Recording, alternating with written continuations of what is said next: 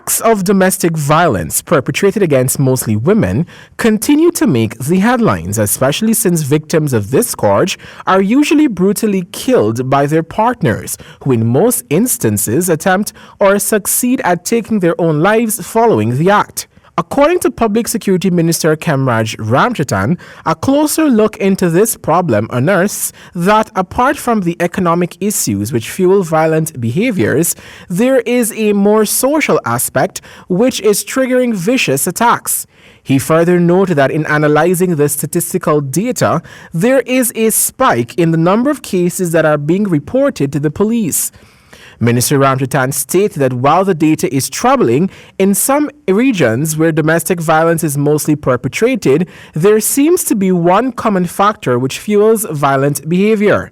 Every Saturday morning and Sunday morning, because of the Friday night splurges and the Saturday night splurges. And when poor Ramchatan put a curfew, they cussing him.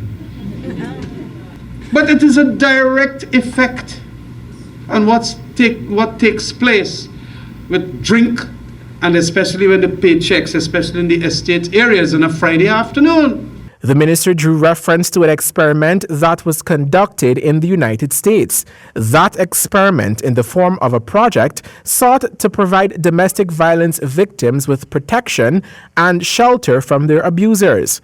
Minister Ramchatan noted that in Guyana, there is a common culture which prohibits sometimes the family of victims from intervening in abusive relationships.